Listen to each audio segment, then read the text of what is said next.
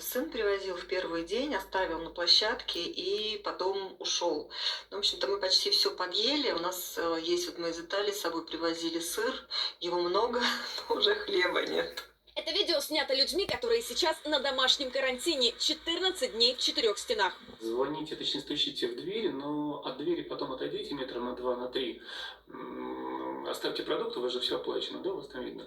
Потому что мы находимся на карантине. Курьеры и службы доставки еды такой инструкции сначала удивлялись, но тоже привыкли, рассказывают москвичи Анна и Александр. Для них главное испытание сейчас разлука с сыном. Он живет с бабушкой, но каждый день по видеосвязи докладывает маме, сделал ли уроки. Хорошо, все сделал давно. Все сделал. Русский тоже написал?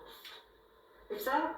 С математикой ты разобрался со всеми темами, которые Да, были? подожди, мам. Александру дали больничный, его супруга, фитнес-инструктор, работать не прекращала, проводит тренировки онлайн. А вот первая бытовая сложность, с которой они столкнулись. То непонятно, что делать с мусором. Он накапливается, его нужно куда-то выносить, а выходить наружу мы не можем, потому что мы на карантине, мусоропровода в доме нет.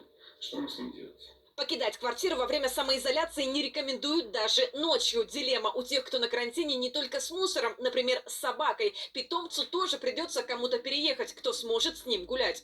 Из домашних животных у меня есть только кошка, Веня, она не гуляет, и она только рада, что ее хозяин на карантине. Если бы была собака, то я, конечно, не знаю, как бы я поступал. Андрей Вовк только вернулся из Европы, у него первый день изоляции. Чувствует себя хорошо, но знает, что симптомы могут проявиться не сразу, а за нарушение карантина ответственность может быть уголовной. Я постоянно меряю температуру на всякий случай, чтобы не пропустить симптомы, если вдруг они будут.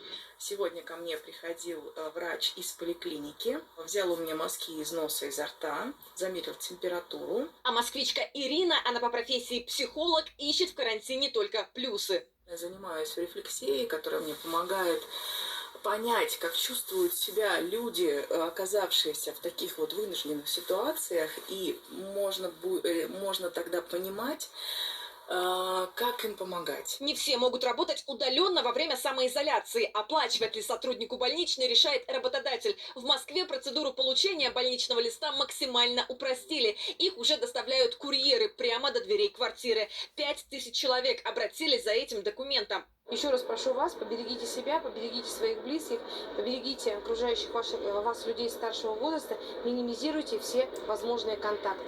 И обратитесь обязательно к нам, чтобы мы могли иметь ваши контактные данные, чтобы оперативно с вами связываться. В регионах вводят новые ограничения, запрещают чиновникам, депутатам и сотрудникам подведомственных учреждений выезжать за границу. Санкт-Петербург запретил массовые мероприятия от 1000 человек. В Ленинградской области правила еще жестче – от 300. Роспотребнадзор призывает каждого лично идти на профилактические меры.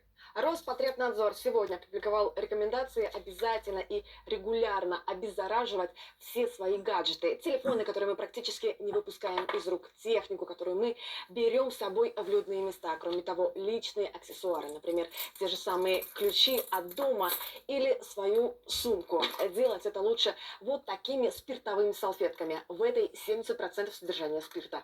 Есть хорошие новости. Сегодня отправились домой двое туристов с лайнера Diamond Princess, которые проходили карантин во Владивостоке. Тест не выявил у них коронавируса. Валентина Соловьева, Екатерина Коряка, Елена Штоколова, Виктор Аверин, Анастасия Тычинская и Евгений Леонов.